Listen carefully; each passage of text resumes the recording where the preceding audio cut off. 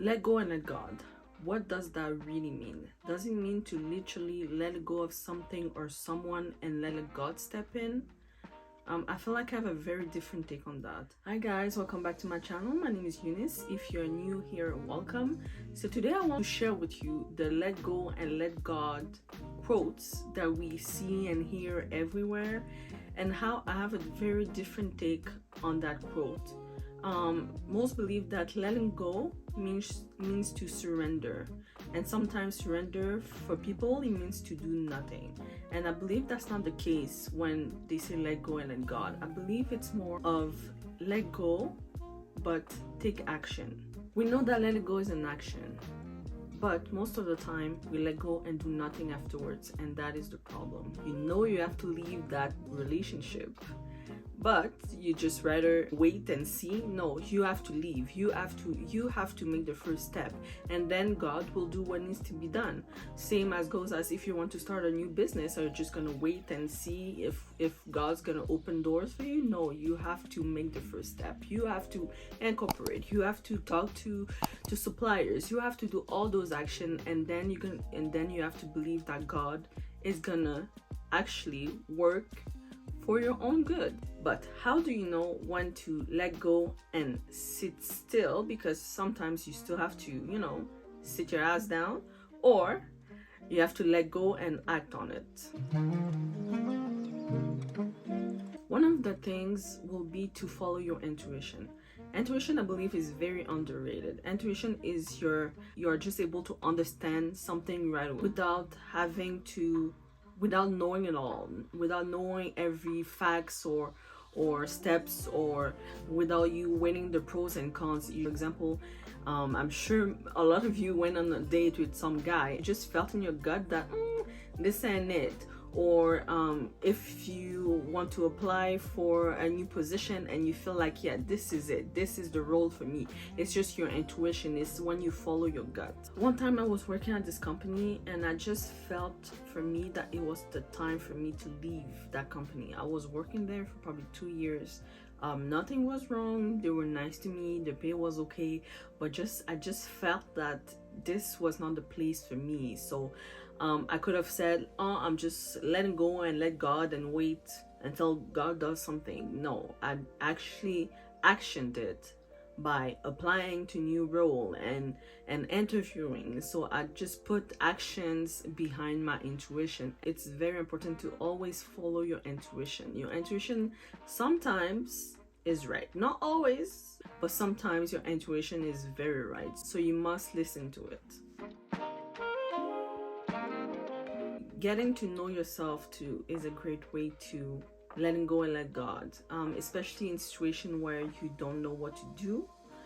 It always helps if you have a genuine knowledge of who you are at the foundation. For me, the best way to get to know myself is by getting to know Him, because He's the one that made me. He knows me better than I know myself. That reminds me of a preaching that Miles Monroe did one time. He was saying that, for example, if you buy an iPhone, for example, and there's a problem with the iPhone, where are you gonna bring the iPhone? You're gonna bring the iPhone at the manufacturer. You are a product, and the first thing the manufacturer placed on you is his image.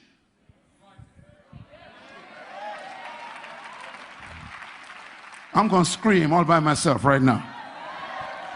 The manufacturer says, let us make a product in our image.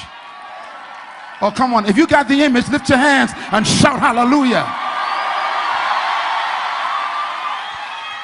The first thing he put on you is the most important thing to him. His image. You are just like the manufacturer. That means your failure is bad for God.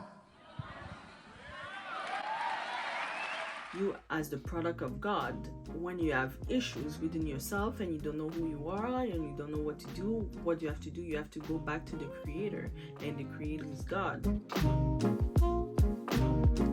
Follow your own path. I don't know for you, but for me, I get really distracted about what everybody else is doing, so much so that I don't even know what my path is. And that is a big issue. You have to follow your own path. Everybody was born into this world with his own path, his own destiny. So if you're always there comparing yourself to A, B, C, D, it's going to be very difficult for you to let go and let God, because what are you letting go of? Are you letting go of things that is not even for you? Are you letting go of things that God did not ask you to do? So you have to be very, very mindful of following your own path. And by doing that, you will know what to actually put actions behind and what to literally let go. And lastly, follow your greatness. We are all great. We are all unique. We all have different qualities and capabilities, and we are all different. Don't forget that you were made by His image and He's great. So what does that mean? That means you're great too. So you have to know that you have a greatness within you that was created by Him. You were wonderfully and beautifully made. So don't take that for granted. I know for me that I often need that reassurance that I am in fact great and amazing, and I am that girl, and I'm gonna be that girl for Him and because of Him. It needs you to be great for His greatness. It needs you to step into your greatness for His greatness.